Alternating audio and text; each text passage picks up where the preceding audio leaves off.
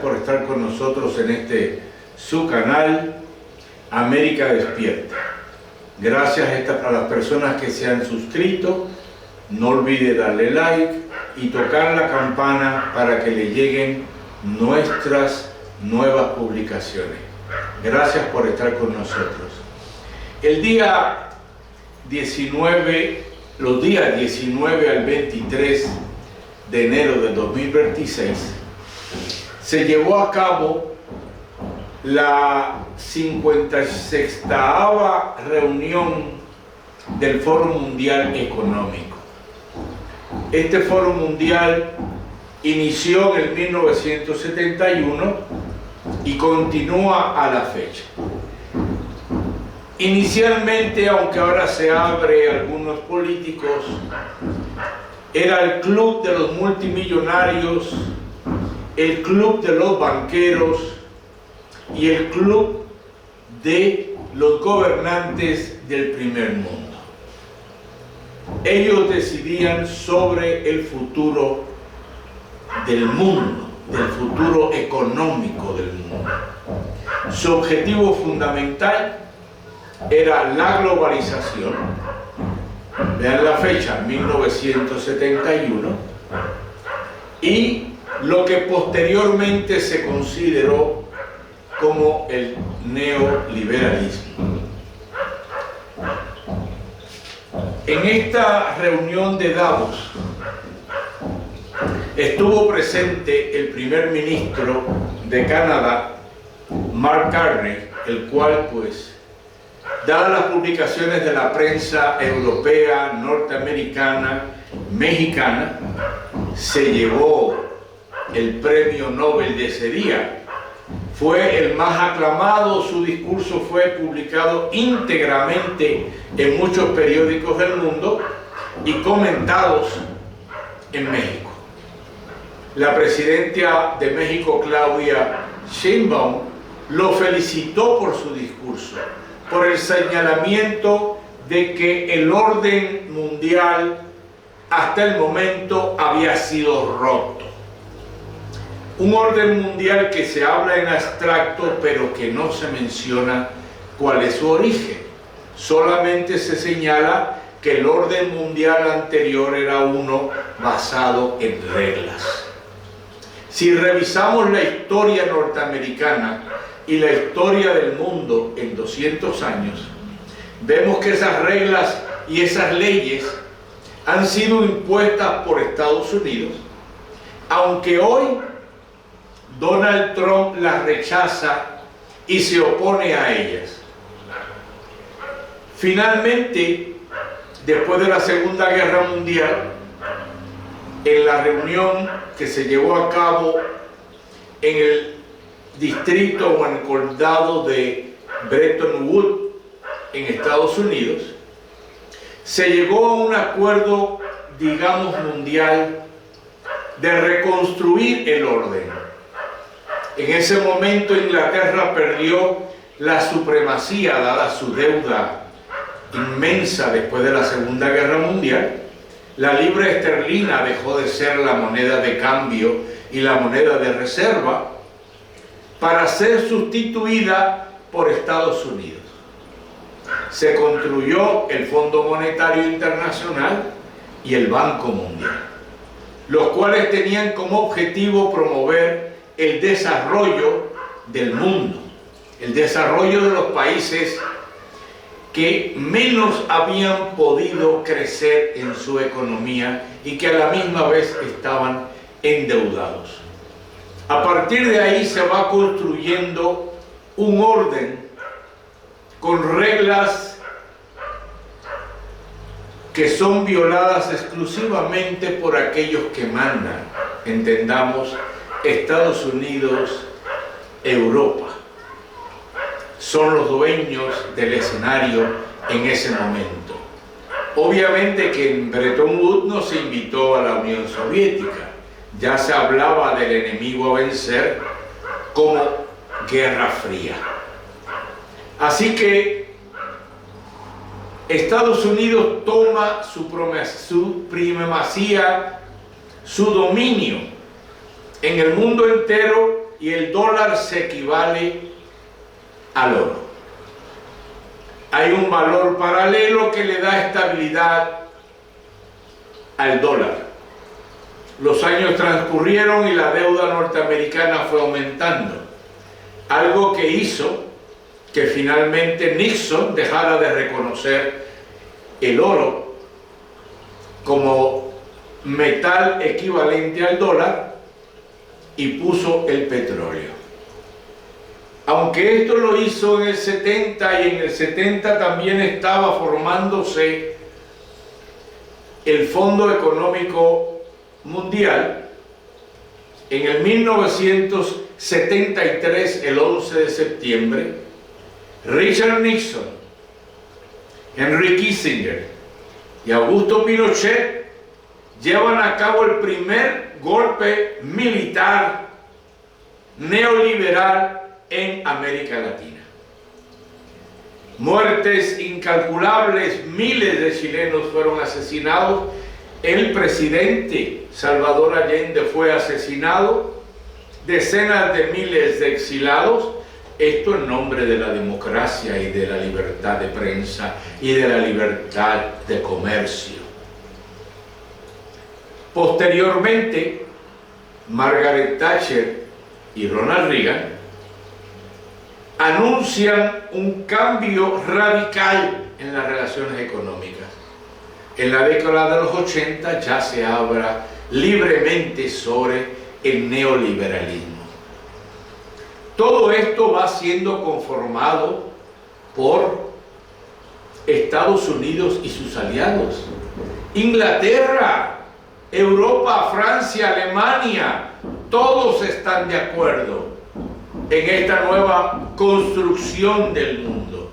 Y ahí surge el término globalista y neoliberalismo. Debo señalarlo porque aunque haya una ruptura con el neoliberalismo, la globalización persiste. Las comunicaciones intercontinentales, los viajes intercontinentales, el comercio continúa, la transferencia de dinero continúa. En eso consiste el poder de Estados Unidos. Pero hoy, en Davos, el primer ministro de Canadá se rasga las vestiduras y dice que ese orden mundial se ha roto y que ya no funciona. Estamos en medio de una ruptura, dice él, no de una transición. No se puede vivir con la mentira del beneficio mutuo a través de la integración, cuando la integración se convierte en la fuente de la propia subordinación. Esa es la clave. El que quiera beneficiarse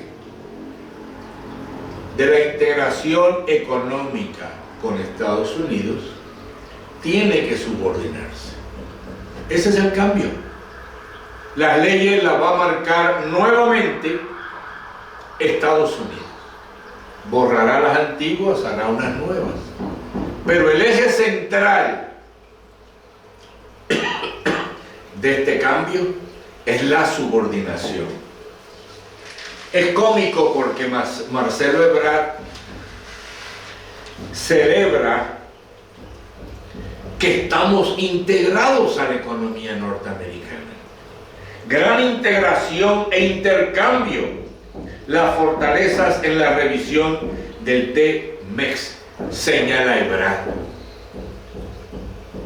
Con mucha alegría, con mucha fanfarria, sin reconocer que la integración al mercado norteamericano implica subordinación.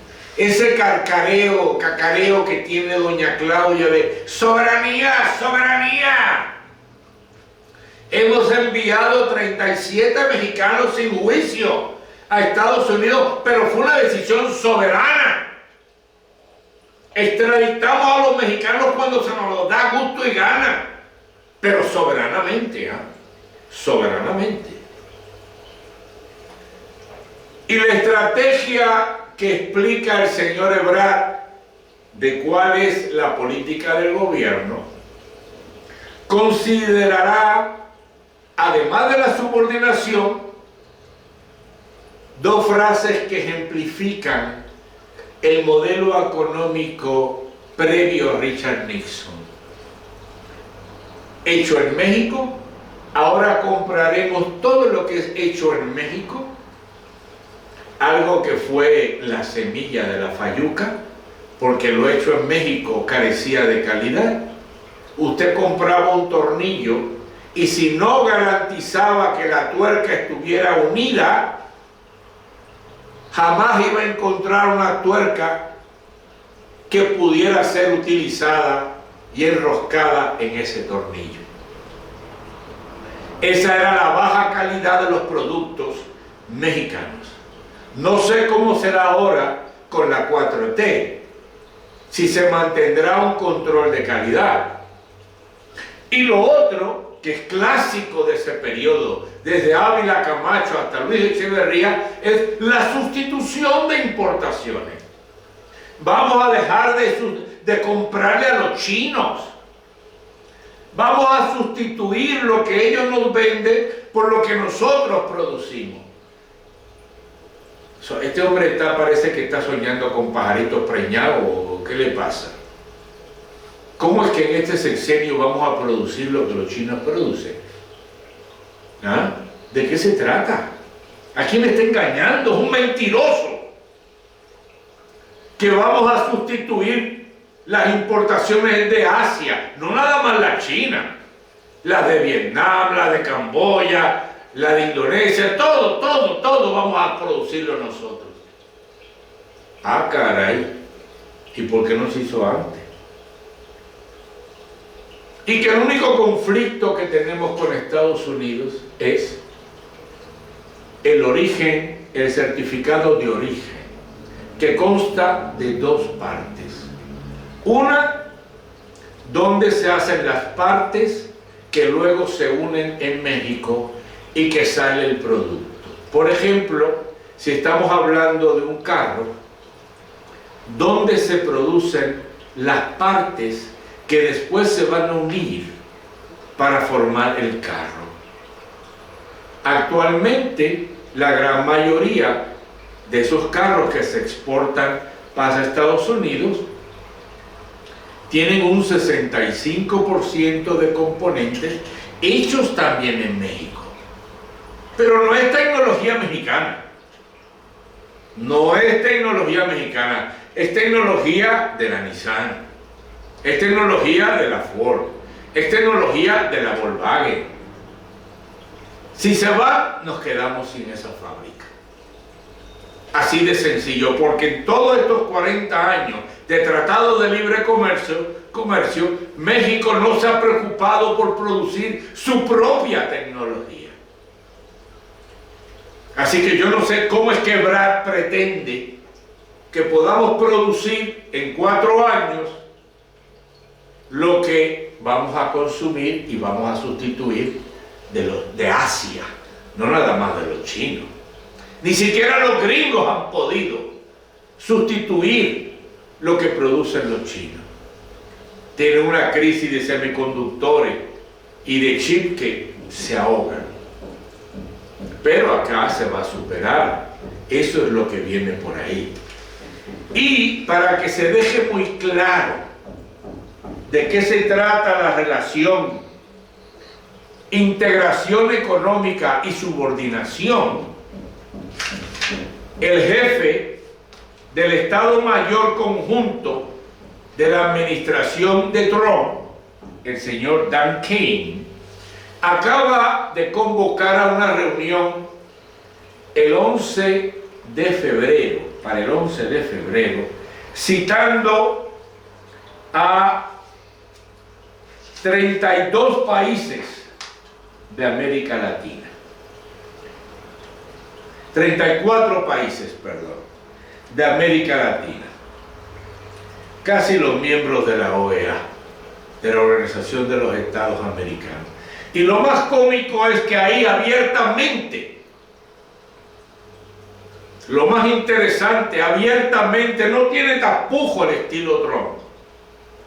Se va a saber quién se somete a Estados Unidos y quién no. No será una foto familiar, dice el militar. Será una prueba de quienes se suman al nuevo esquema de seguridad regional y quién decide quedarse fuera cuando el tablero ya cambió. Sí, Mark Carney tenía razón. El viejo orden cambió. Ya no gobierna Europa, ya no gobierna Canadá. La OTAN se tiene que subordinar a Estados Unidos.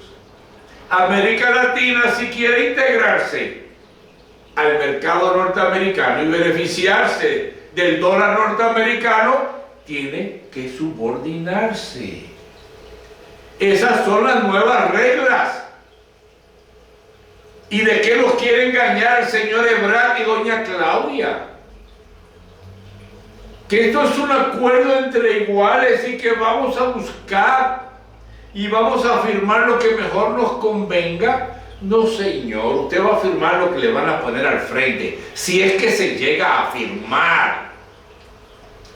El problema que tiene México es que los principales inversores y los principales asesores de doña Claudia Sheinbaum persisten en mantener la línea neoliberal.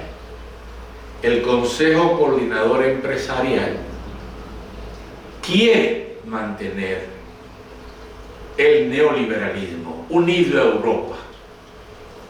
Quiere mantener la Agenda 2030.